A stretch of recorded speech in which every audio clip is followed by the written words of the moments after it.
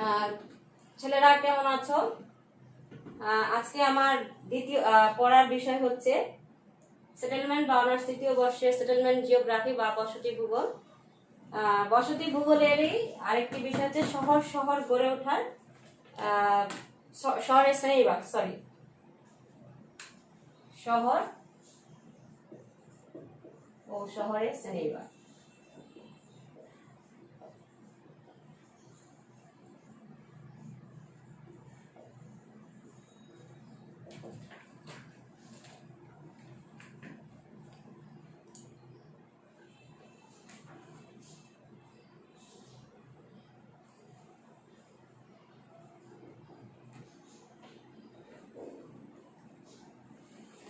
শহরের শ্রেণীবিভাগ।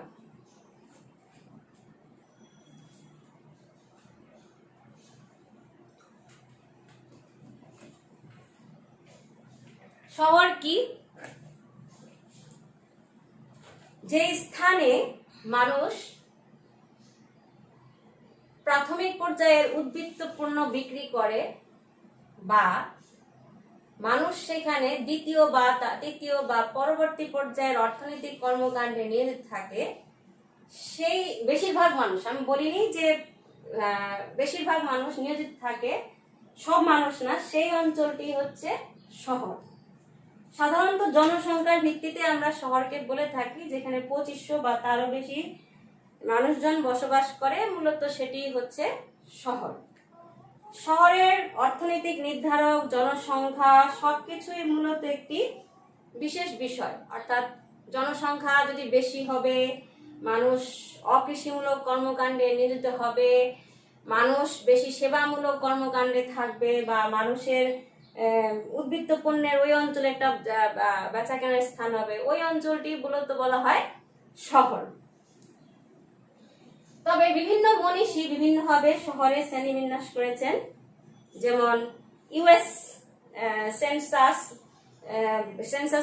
Census bureau শহর বসতি সম্পর্কে একটি ধারণা দিয়েছেন। বলেছেন যে যদি কোনো বসতিতে আরবান প্লেস,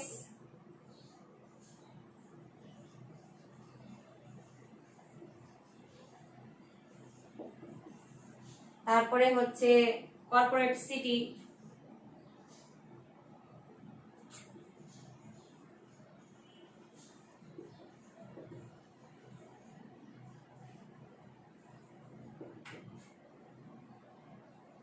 আরবানাইজড এরিয়া,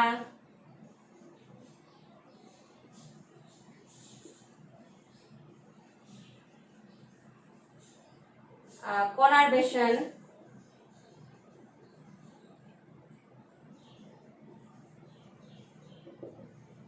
এই বিষয়গুলো থেকে থাকে, তাহলে সেই জিনিসগুলো আমরা সেই অঞ্চলটিকে আমরা বলবো শহর। আরো হচ্ছে আর এম লোধা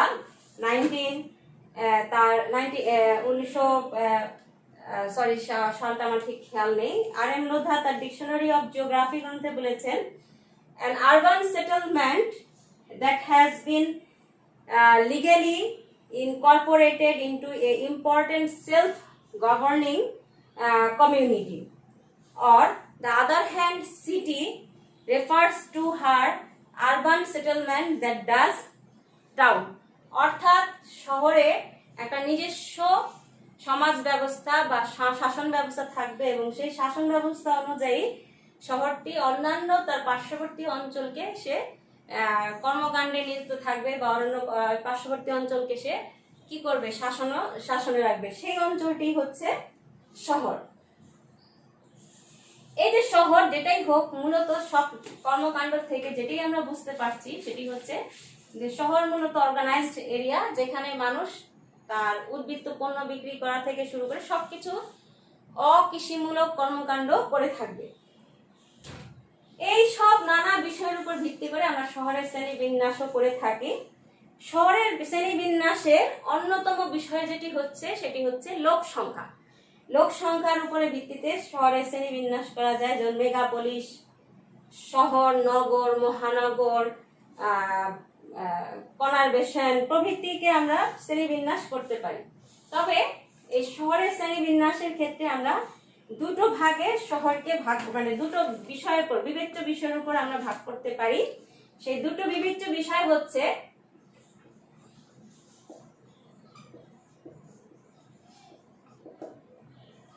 এক,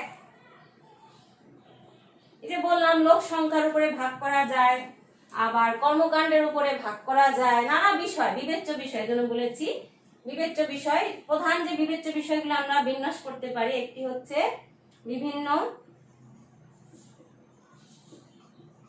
বিষয়ের উপর ভিত্তি করে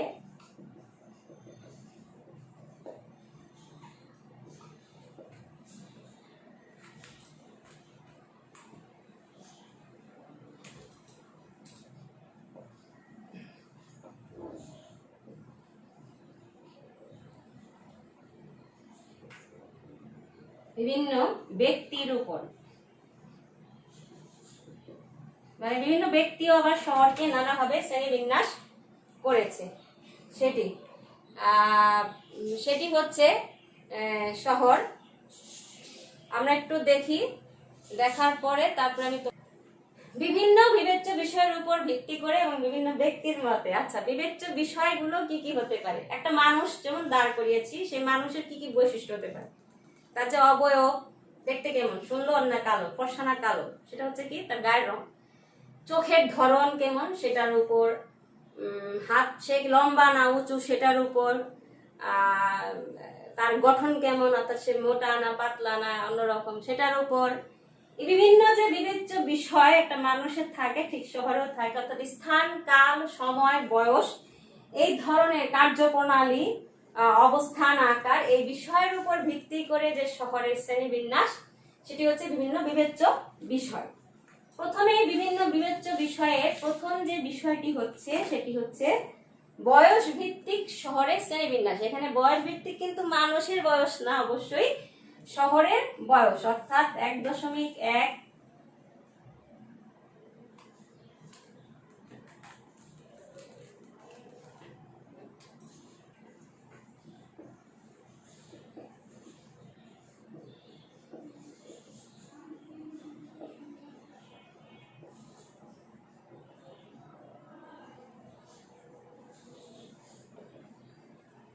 বয়স ভিত্তিক শহরের শ্রেণীবিন্যাস। আমরা জানি নব্যপ্রস্তর যুগে মানুষ সর্বপ্রথম স্থায়ীভাবে বসবাস করা শুরু করে। সেই স্থায়ী বসতি ধীরে ধীরে ধীরে ধীরে নগর রূপে আত্মপ্রকাশ লাভ করে। এই যে নব্যপ্রস্তর যুগের পরবর্তী ধাপ অনুযায়ী যে বয়স শ্রেণীবিভাগ, শহর গড়ে ওঠে, সেটা হচ্ছে শহরের বয়স ভিত্তিক শ্রেণীবিন্যাস। কি কি হতে পারে দেখো।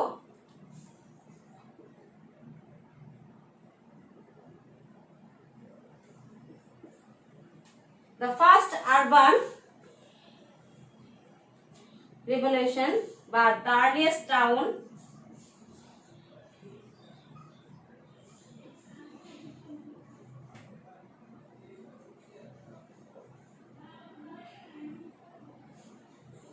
কি কি দেখো, এটারও আবার পার্থক্য আছে। মানে প্রথম যে শহর, সেটি বলছে গ্রিক and রোমান।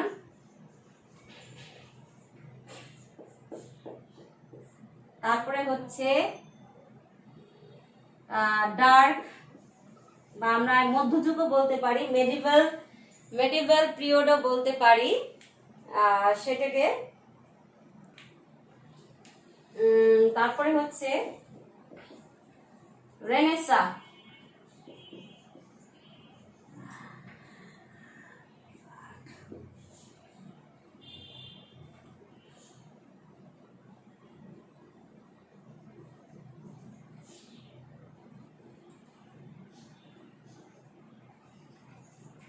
অর্থাৎ প্রথম যে শহর বা আর্লিয়েস্ট টাউন, সেটাকে আবার তিন ভাগে ভাগ করেছে: গ্রিক এবং রোমান যুগের শহর, মধ্যযুগ বা অন্ধকার যুগের শহর, আর হচ্ছে রেনেসাঁ কালের শহর, মানে নতুন শহর যে পর্যায়টা হলো।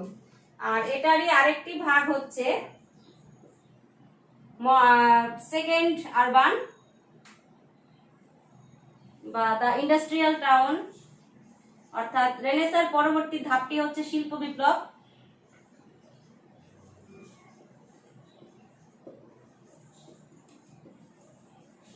ইন্ডাস্ট্রিয়াল টাউনকে আবার কয়েকটা ভাগে ভাগ করছে, সেটি হচ্ছে আমরা এটাকে মডার্ন টাউন বলতে পারি, ইন্ডাস্ট্রিয়াল টাউনকে আমরা মডার্ন টাউনও বলতে পারি, এবং সর্বশেষ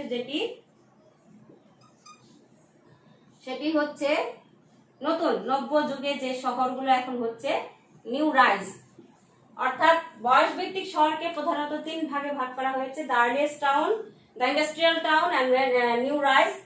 আর্লিয়েস্ট টাউন গুলোকে আমরা বুঝেছি আবার তিন ভাগে ভাগ করেছি: Greek and Roman, dark and renaissance. Industrial town যেটা মডার্ন টাউন, এবং বর্তমানে সেটি নিউ রাইজ, যেটি এখন হচ্ছে ধীরে ধীরে শহর এখন কনভার্সনের দিকে যাচ্ছে, মেগাপলিস বা মেট্রোপলিসের দিকে যাচ্ছে। এরপর হচ্ছে ভূদৃশ্য উপাদানের উপর ভিত্তি করে শহরের শ্রেণীবিভাগ।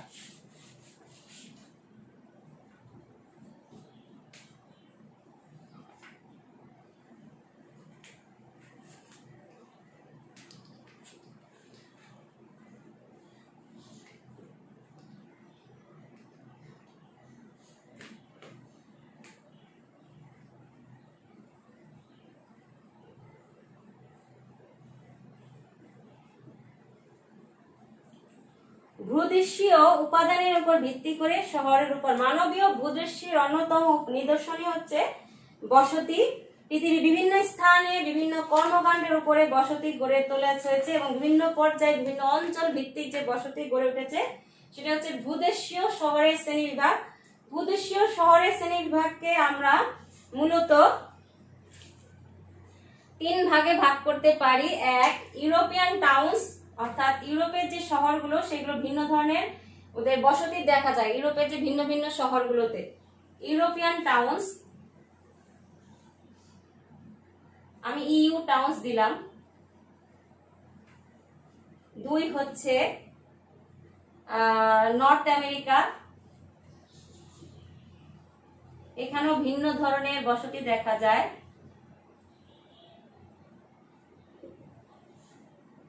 এবং তিন হচ্ছে এশিয়া এন্ড আফ্রিকা।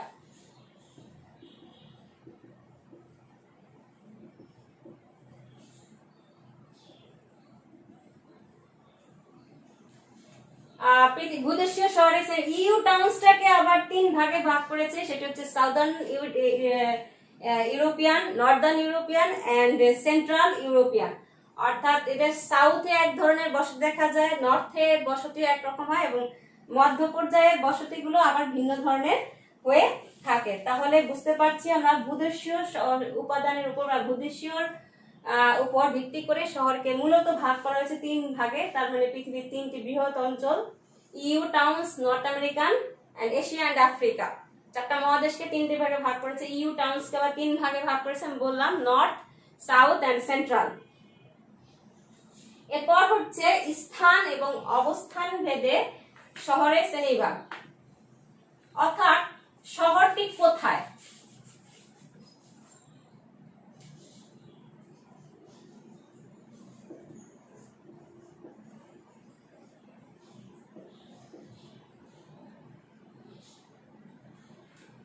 স্থান ও অবস্থান অনুসারে শহরের শ্রেণীবিভাগগুলোকে আমরা মূলত 6 ভাগে ভাগ করতে পারি। প্রথমেই যেটি হচ্ছে সেটি হচ্ছে নদীর তীরবর্তী,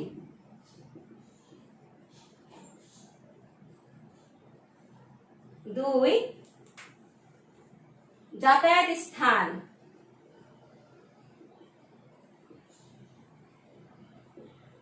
তিন উপকূলবর্তী, চার উচ্চ স্থান, তারপরে 5 প্রতিরক্ষামূলক স্থান,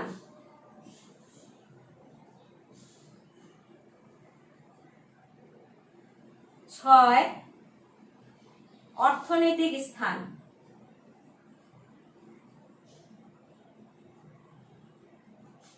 নদীর তীরবর্তী, পৃথিবীর বহু বড় বড় শহরই গড়ে উঠেছে নদীর তীরবর্তী অঞ্চলে। এটা আমরা জানি, যোগাযোগের সুবিধা, পানির সহজতা, প্রাকৃতিক গুণাগুণগুলো ওইখানে বেশি থাকে বলে ওই অঞ্চলে মূলত শহরগুলো গড়ে উঠেছে।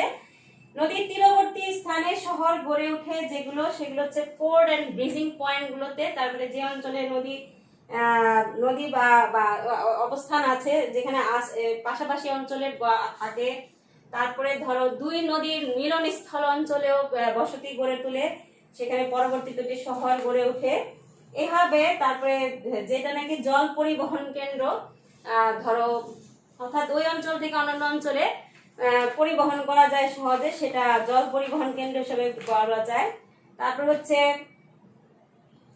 নিকটবর্তী পানির প্রাচুর্য, অর্থাৎ নদী যদি তীরবর্তী বা নদীর তীরবর্তী শহর থাকলে পানিটার পর্যাপ্ত থাকে, এর ফলে ভূগর্ভস্থ পানিটা কাছাকাছি থাকে। এজন্য পানির প্রাচুর্য যেখানে মোহনা বা বদ্বীপ অঞ্চলে, যে অঞ্চল থেকে ভিতরের দিকে, তার মানে ধরো মোহনা বা বদ্বীপ যেখানে হবে সেই অঞ্চলে যদি শহর থাকে, তাহলে ওই অঞ্চল থেকে সহজেই দেশের অভ্যন্তর ভাগে যাওয়া যায়।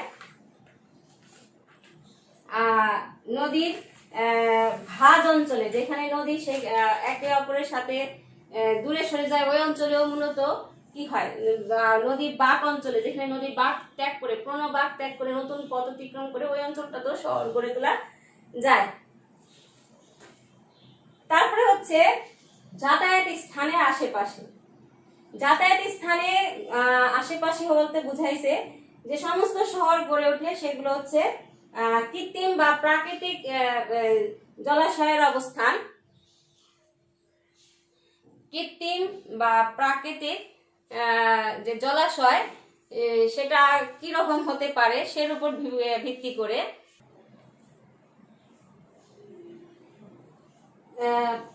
যাতায়াত স্থান হচ্ছে, নদীর যাতায়াত স্থানে আবার অনেক ধরনের বসতি দেখা যায়। যে যাতায়াত স্থানে দেখা যায় যে কৃত্রিম ও প্রাকৃতিক জলাশয়ের যেখানে অবস্থান আছে সেই স্থানে যাতায়াত করে মানুষ, সেই অঞ্চলে মানুষ বসতি গড়ে তোলে। যেমন টরেন্টোর, তারপরে শিকাগো, এই অঞ্চলে বসতি গড়ে উঠেছে। জাহাজ চলাচলের স্থান, অর্থাৎ ওই অঞ্চলে জাহাজ চলাচল করা ইজি, সেই অঞ্চলে বসতি। ম্যানচেস্টার, পোর্ট সৈয়দ, ওই অঞ্চলে জাহাজ চলাচল বা বন্দর আছে বলে সেখানে কি হয়, বসতি গড়ে তুলছে। সংকীর্ণ প্রণালীর অবস্থান, অর্থাৎ সংকীর্ণ চিকন প্রণালী আছে সেই অঞ্চলে যাতায়াতের ভালো ব্যবস্থা আছে, সেই অঞ্চলে কি হয়, বসতি গড়ে তোলে। যেমন ইস্তাম্বুল, জিব্রাল্টার ইত্যাদি। আবার বিভিন্ন সড়ককে কেন্দ্র করেও কিন্তু বসতি বা শহর গড়ে ওঠে। এরপর হচ্ছে উপকূলবর্তী, অর্থাৎ উপকূলীয় অঞ্চল। উপকূলবর্তী স্থানেও শহরে গড়ে ওঠে। যেমন আমাদের কক্সবাজার শহর সমুদ্রের উপকূলবর্তী অঞ্চলে গড়ে উঠেছে। আবার সমুদ্রের উপকূলবর্তী দ্বীপ যেখানে আছে সেখানেও শহর গড়ে ওঠে।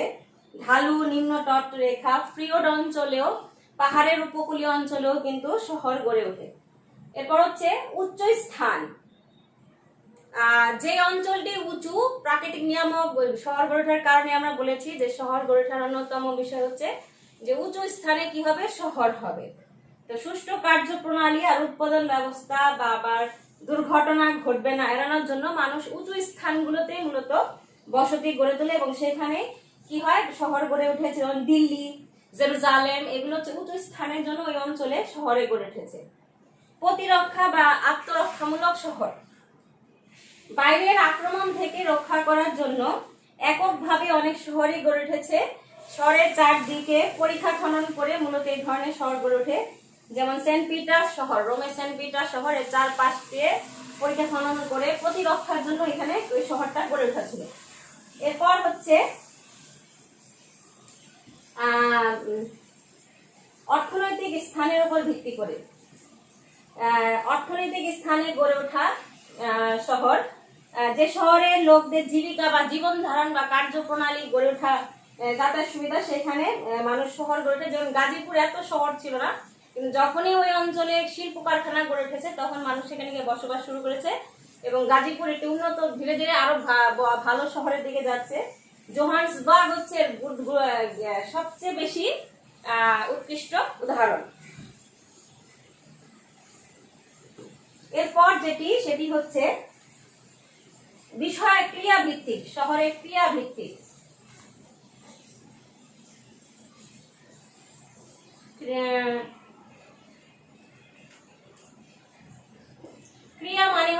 কর্মকাণ্ড তোমরা ভালো করে জানো সেটা। ক্রিয়া ভিত্তিক শহরের শ্রেণীবিভাগ। ক্রিয়া ভিত্তিতে শহরের শ্রেণীবিভাগকে আবার কয়েকটি ভাগে ভাগ করা যায়, সেগুলো কি কি একটু আগে লিখে নিই আমরা।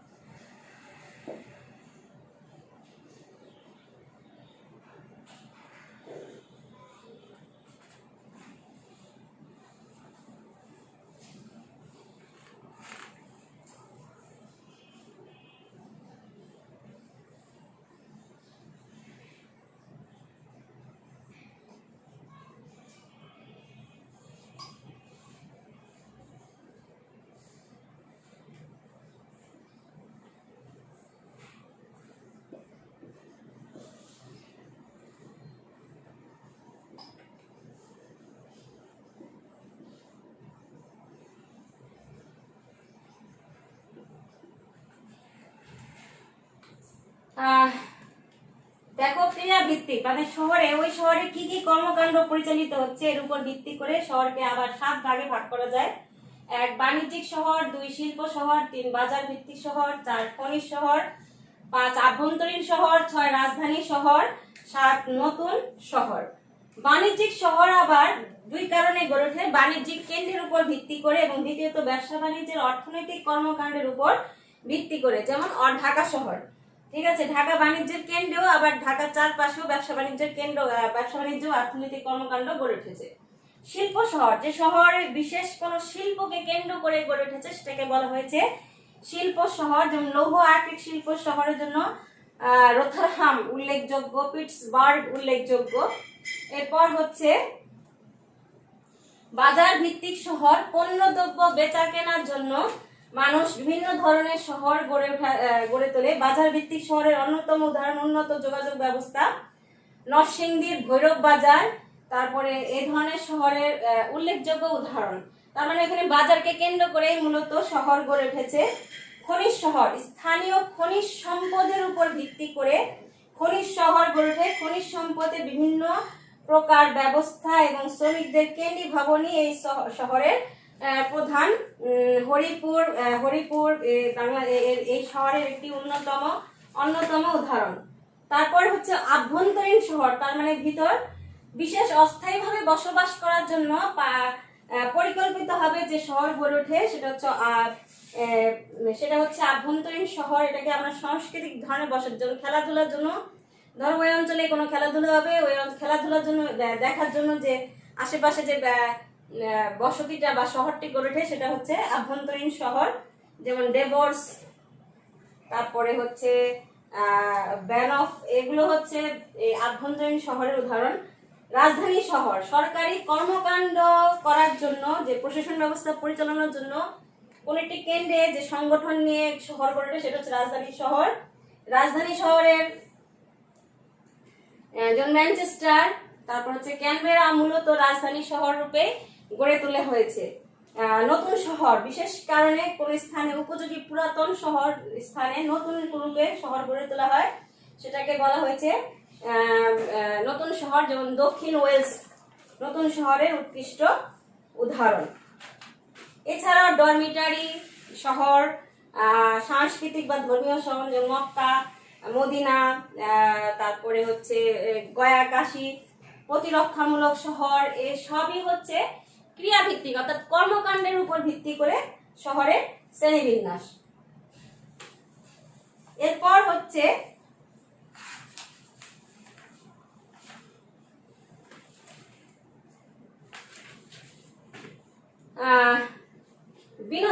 আমি একটি বিষয় বাদ দিয়ে গেছি, সেটা হচ্ছে বিনোদনমূলক শহর। জীবনযাপনের উদ্দেশ্যে শহরের বাইরে কিছুদিন তা কাটানোর জন্য মানুষ যে স্থানে যায় সেটা বিনোদন কেন্দ্র। ওই স্থানে যে শহরটি গড়ে ওঠে সেটা হচ্ছে বিনোদনমূলক শহর।